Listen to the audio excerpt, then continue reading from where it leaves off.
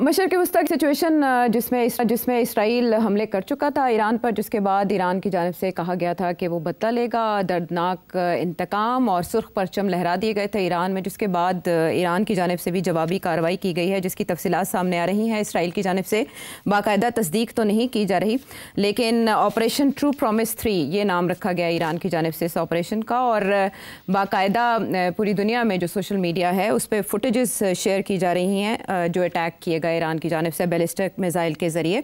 तो सिर साहब, अब ईरान ने जवाब दे दिया है और साथ ही ये कहा है कि अगर हमारे पास दिफा की सलाहियत ना होती तो इसराइल रोज़ हम पर बमबारी करता। अब इसके बाद दुनिया सोच रही है कि मामला अब किधर जाएगा। क्या वाकई इसराइल सरप्राइज हुआ, उसने ईरान की ताकत का गलत अंदाज़ा लगाया था? क्या ईरान ने इस अटैक से अपने टारगेट्स अचीव कर लिया? तो इसका मतलब है इसराइली डिफेंस सिस्टम नाकारा हो गया, नाकाम हो गया। इसे पर्ल हार्बर मूवमेंट कहा जा रहा है इसराइल में, वाकई ऐसा है? देखिए, ये तो मुझे नहीं पता कि ये पर्ल हार्बर मूवमेंट है।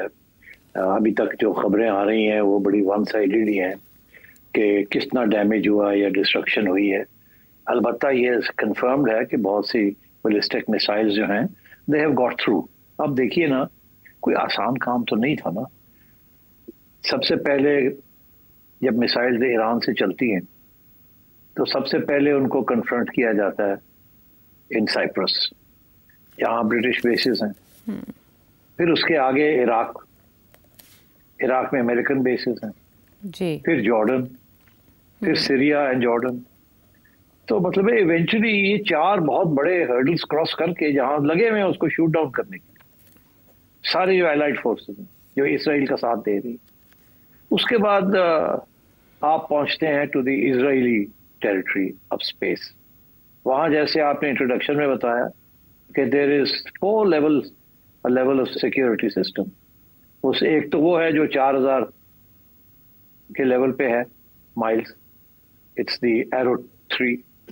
फिर कोई 3000 2500 एरो 2 है। उसके बाद फिर वो डेविड स्लिंग है जी, जो कि 300 के करीब के माइल्स पे है। उसके बाद फिर वो डोम है। तो मतलब है ये 4 लेवल्स को आफ्टर 4 कंट्रीज जहां एलाइड फोर्सेस लगी हुई हैं उनको गिराने में, जहाज लगे हुए हैं, मिसाइल्स लगी हुई हैं, और फिर वो मिसाइल्स जो है दे गेट थ्रू। तो मेरा ख्याल है लेवल ऑफ सक्सेस इतना ज्यादा नहीं होगा। जो आप देख रहे हैं इसमें कोई शक नहीं है कि ईरान ने up to 3000 ballistic missile stockpile की हुई हैं। अब अगर how many will eventually get through और कैसे, वी डोंट नो। अलबत्ता ये जरूर है कि पहली दफा टारगेट्स तेल अवीव में हो रहे हैं और मिलिट्री एंड सिविलियन टारगेट्स हो रहे हैं। फॉर एग्जांपल, मैं एक CNN की रिपोर्ट देख रहा था कि जो हेडक्वार्टर्स ऑफ द IDF है, डिफेंस मिनिस्ट्री, वहां भी one of the missiles hit it. So मतलब है कि डैमेज तो हुआ है। किस लेवल पे हुआ है, क्या इज इट क्रिपलिंग और is it not crippling, I can't say right now. ये तो आहिस्ता आहिस्ता रिपोर्ट्स आएंगी तो विल नो। इसी तरीके के साथ काउंटर अगर आप देखें तो काउंटर में भी आप ये देखें कि इजराइल ने जो अटैक किया है, they been on the nuclear installations. उसके 2 लेवल्स थे अटैक के।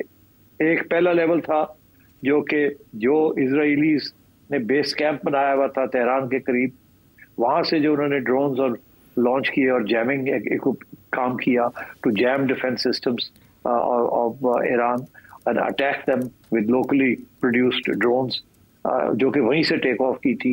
उसको उस वक्त उन्होंने डैमेज किया ताकि जो इजरायली अटैक आ रही थी उसको इफेक्टिवली कॉम्बैट ना कर सकें। और उसके बाद as you know they sent in their aircraft, they only attack nuclear installations and some military targets. But साथ साथ उन्होंने domestically on the ground they have also assassinated top Iranian military leaders. जिसका ये मतलब है कि ये काफी देर से ये प्लानिंग हो रही थी और इसके 2 कॉन्सिक्वेंसेस थे, मगर I will come to the consequences. So कितना डैमेज इजराइल ने किया वो तो हमें नजर आ रहा है। Military leadership has been knocked out but replaced by second level. और ये काफी अरसे से ये असैसिनेशंस हो रहे हैं, एज यू नो। पहले रेवोल्यूशनरी गार्ड्स का कि लोगों को अटैक किया गया, असैसिनेट किया गया, ये पुरानी टैक्टिक्स हैं इसराइल की। आपने देखा हमास और हिजबुल्लाह के खिलाफ भी उन्होंने ये ग्राउंड इंटेलिजेंस के जरिए और इलेक्ट्रॉनिक इंटेलिजेंस के लिए लोगों को टारगेट करके असैसिनेट किया। और अब यहाँ भी इन्होंने ये किया है। तो पहले तो उन्होंने ईरान के जो डिफेंसेस थे उनको अटैक किया फ्रॉम विद इन ईरान। उसके बाद then the jets came in and the bombers came in. अब कितना डैमेज जो हुआ है वी डोंट नो, मगर जो मैंने रिपोर्ट्स पढ़ी हैं वो दो किस्म की रिपोर्ट्स हैं कि ईरान के दो मेजर न्यूक्लियर अंडरग्राउंड सेंटर्स हैं, एक नातंज और एक फोर्डा। वो जो है दोनों जो है दे आर, फोर्डा जो है वो तो एक पहाड़ के नीचे है एंड इट्स वेरी डीप। उसको तो डैमेज करना कोई आसान काम नहीं है। उसके लिए आपको अमेरिकन बीफ 2 बॉम्बर्स की जरूरत है और 30,000 kg के पेलोड की जरूरत है, जो कि इसराइल के पास नहीं है इस वक्त। अच्छा। इसराइल के पास 5,000 तक kg के वेपन्स हैं जो bomb, they are also bunker busters but not, they can not penetrate these 2 nuclear sites. जो नातंज है वहाँ वो ज्यादा डीप नहीं है, वो 150 फुट के करीब है। जो दूसरा है वो तो बहुत ज्यादा 300 से भी ज्यादा फुट के करीब है। तो इसलिए आई थिंक, मेरा नहीं ख्याल, ऊपर से तो डैमेज जरूर हुआ होगा, जैसे एक अर्थक्वेक आती है नीचे तो वो तो हुआ होगा, बट मेरा ख्याल है वो इररेपरेबल नहीं है, वो उसको रिपेयर किया जा सकता है। अच्छा। सो मेरा ख्याल है कि न्यूक्लियर प्रोग्राम को नॉकआउट नहीं किया। सेंट्रीफ्यूजेस जो बना रही हैं they are still, they must be operative और they must have stopped operation, वो फिर भी वापस आ जाए। तो आई डोंट थिंक कि ज्यादा न्यूक्लियर को ज्यादा डैमेज किया है, वो फिर 6 महीने साल के अंदर ऑपरेटिव हो जाएंगे अगर ये चीज रुक जाती है तो। मगर इजराइल ने यही कहा कि they will keep coming back and keep attacking these places. तो इसका मतलब है अभी और डैमेज करने का इम्कान है। तो एक तरफ से ये है, दूसरी तरफ ईरान ने भी कहा कि we will continue firing ballistic missiles. तो मेरा ख्याल है ये थोड़ी देर तो और चलेगा, बट मैं यहाँ से थोड़ा हट के कहीं और जाना चाह रहा हूँ। मैं आपको ये कहना चाह रहा हूँ कि क्या इस अटैक का was the aim to knock out the nuclear program जी, या कोई और एम था? सवाल ये उठ रहा है, सवाल यही उठ रहा है कि जैसे इराक में बहाना बनाया गया था मास डिस्ट्रक्शन वेपन्स का और अटैक किया गया था, इस तरह से यहाँ भी ये बहाना बनाया गया है कि न्यूक्लियर प्रोग्राम को सबोताज करना चाहता है इसराइल और अपने लिए ख़तरा समझता है अपनी बका के लिए। इसमें किस हद तक इंतज़ामात में हकीकत है जो हमले का जवाब बने? आप सही कह रहे हैं, मेरा भी यही ख्याल है। जो सारी एविडेंस है, जब मैं डॉट्स को कनेक्ट करता हूँ तो काफ़ी सारे डॉट्स कनेक्ट हो जाते हैं। एक तो ये है कि नेतन्याहू एंड अदर एनालिस्ट वो रिकॉर्ड पे हैं जिन्होंने कहा था कि पहले ये लिबिया और सीरिया और लेबनान और हमास और हिजबुल्लाह और इनको हम ख़त्म करेंगे and then finally we will turn to Iran. अच्छा, अब बात यह है कि ईरान के अंदर क्या करेंगे? अब let me answer one question कि ये न्यूक्लियर के ऊपर अटैक थी जो इजराइल कहता है कि हमें न्यूक्लियर से खतरा था इसलिए हमने ये अटैक किए।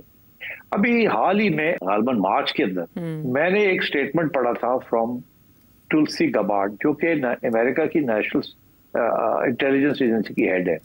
उन्होंने एक इंटरव्यू के अंदर in front of Congress, some elements of Congress committee, ये कहा है और ये चेक किया जा सकता है, मैंने खुद पढ़ा है। उन्होंने कहा कि Iran is nowhere near creating building a nuclear bomb.